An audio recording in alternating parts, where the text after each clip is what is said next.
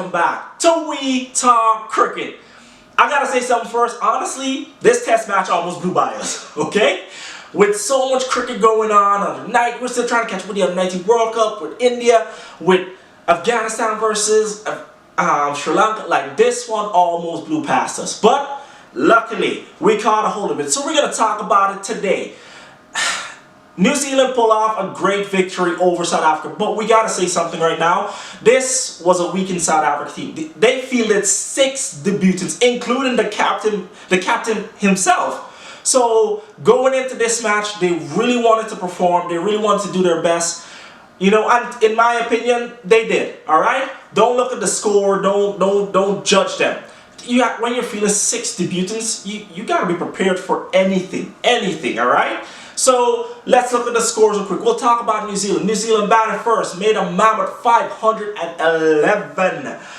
Whoo, all out. I know. What a score, right? What a score. With Rachin Ravindra making his maiden double century, and also century, so he's only got one, making 240. What an innings, right? Yes, what an innings. He did receive some good support from Kane Williamson, who made 118, just as New Zealand just piled it on in the first innings. They were relentless. And you can tell the inexperience was there for the South African bowlers, because these players, you can clearly see, who've only played first half cricket, and facing up world-class batting definitely took its toll on them. Yes, in my opinion, they did their best, and that is what counts, so do not rule that out from it. Bowling for South Africa, we did have the captain leading from the front, Neil Brand, picking up 6 for 119 on debut, so well done to you. Really tried to lead his team from the front. He did receive good support from Ron de Swart, who picked up 2 for 61, as New Zealand were finally restricted to 511. Now, when South Africa came to the crease, yeah, they were bundled out for 162. I know, not the kind of score you're looking for, but you can tell the batters themselves, a lot of them on debut, facing their first ball in Test cricket. Nerves were there. I will not lie. I can see it even as I viewed the match. Nerves were there. So I'm not gonna play the blame game on this one, all right? But we did have Keenan Peterson making 45. And finding some good support in David Bedingham, who made 32. Now, obviously, they were way below the follow-on total, but New Zealand opted to bat again and made 179 for 4 declared. But Kane Williamson again making a second 100 in the test match, racing to 109. Yeah, just like raced, just got there like, boom! I'm like, dang, boy, you really ready for this? Yeah, he was ready. He was ready, right? Just really led from the front as New Zealanders set a mammoth of a total. Mammoth of a total. Like, I don't think South Africa were ever going to get close to that. A draw, probably, alright? But you never know. Cricket is unpredictable. They could have won. Alright?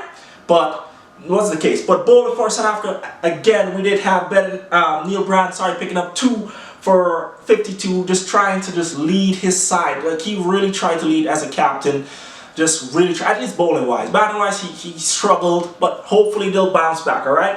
Now, South Africa was out to bat the second time around and were bundled out for 247 all out. An improved performance for me. You know, it shows that the batters were getting some confidence, realizing, hey, we can actually fight. We can actually bring some effort to this game. We can show the New Zealand bowlers we're not going to fall. It was a good fight.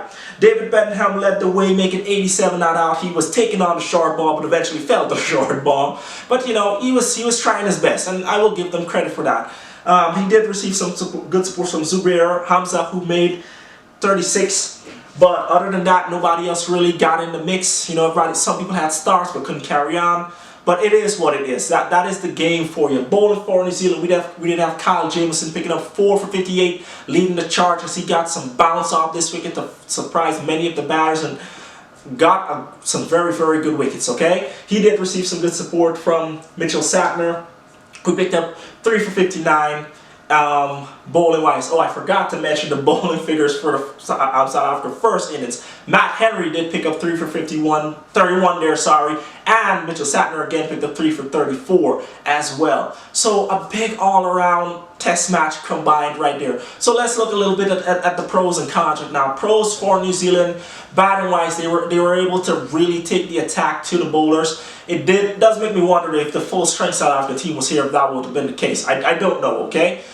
I'm not going to discredit what the current South African test team did. So, but they really attacked the bowlers, brought it to them. That's why they were able to pile on such good runs. Bowling wise, they utilized their bowlers very, very well. They put in place their field placements, and they were able to really just attack on all fronts.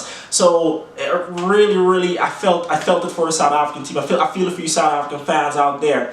Now, a good pro for the South African team right now is that they can still take wickets. Wickets are still there. Like they did take early wickets. It's just that they gotta keep taking the wickets, alright? If they took a few early wickets and then like they struggled afterwards. And I feel like, yes, Brand, you are getting into the role. This is new to you. So learn how to rotate your bowlers, learn what works, what doesn't work. Just move forward with that. Don't look back and be like, man, we got destroyed, we got owned. I'm sorry, but like, you got called, you still represent your nation, you still got to do your best. It is what it is.